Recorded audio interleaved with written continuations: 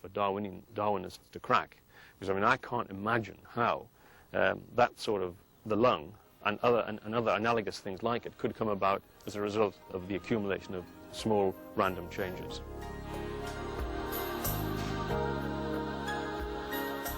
For simple life forms to evolve into more complex ones requires a massive input of new information. A microbe has about 2 books of 500 pages of complex coded genetic information on its DNA. A human has the equivalent of at least 1,000 books. To transform a microbe into a human means adding a whole library of new information. So where does this new information come from?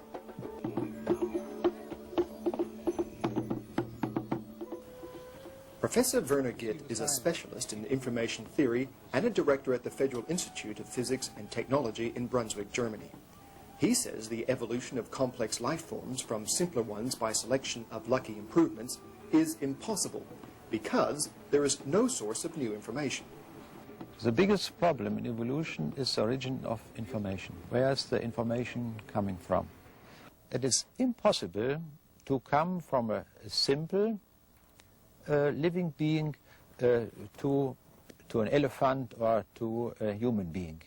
It needs very much more information. And information cannot come in by a random process. Darwinists say the new information comes from genetic mutations that are passed on from one generation to the next. Genetic mutations are random errors, rather like mistakes made when copying a text. According to evolutionists, the most favorable of these mutations are preserved by natural selection. And it's the molecular genetics which finally provide the detailed evidence, the absolute knockdown evidence that nobody could possibly go against, because the molecular evidence really shows with the detail of, just like a sort of human text, you can see the changing letters, the changing words of the DNA, which are in effect describing, as generations go by, describing the anatomical changes, which are all that Darwin himself was able to see. Genetic mutations occur when genes are damaged, often by exposure to radiation or toxic chemicals. Some mutations have no effect, but most are detrimental and they're often fatal. Although most mutations are harmful, some mutations may be beneficial. Darwin has claimed that evolution occurs when these rare beneficial mutations accumulate through natural selection.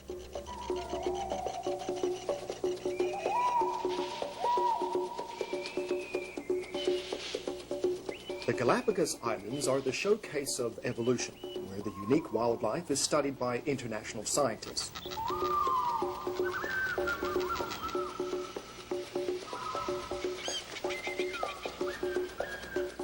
Here, tourists are shown the flightless cormorant as an example of evolution through beneficial mutation.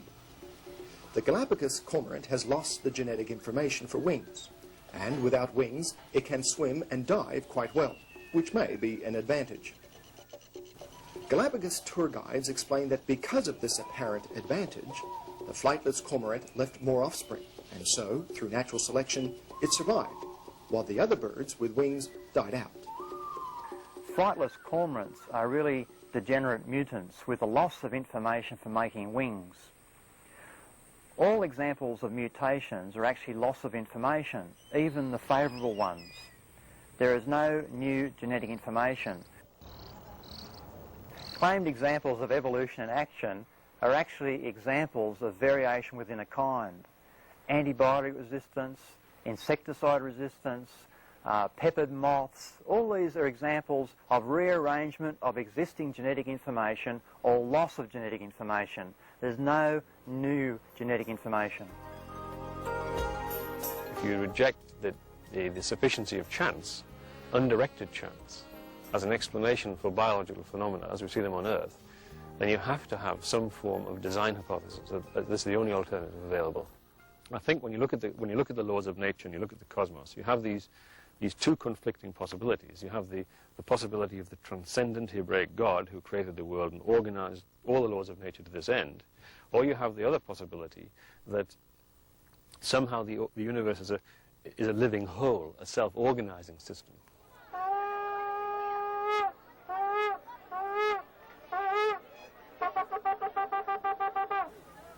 At the Wailing Wall in Jerusalem, Orthodox Jews worship the God of creation.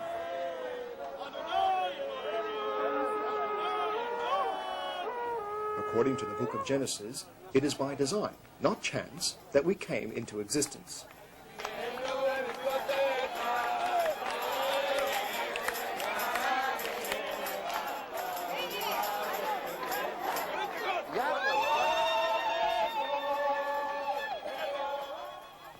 Israeli biophysicist Dr. Lee Spetner is uniquely qualified to comment on the role of mutations in evolutionary theory. A specialist in the physics and mathematics of information, he has researched the signal-noise relationships in DNA as a Johns Hopkins University fellow. He has published in leading journals on theoretical and mathematical evolutionary biology. He believes the evidence supports the biblical account that God created certain basic types which have, through time, diversified as they adapted to their environment.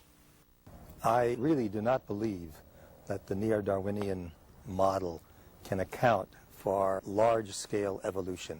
What they really can't account for is the buildup of information.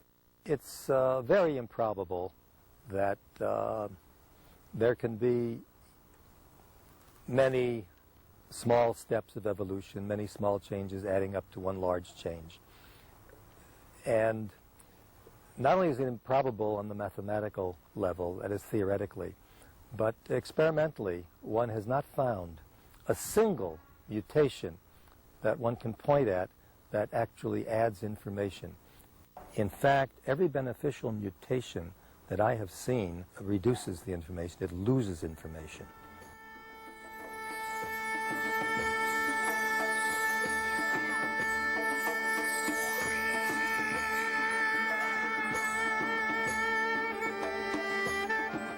Australia's Royal Show in Perth is the place to show off your purebred.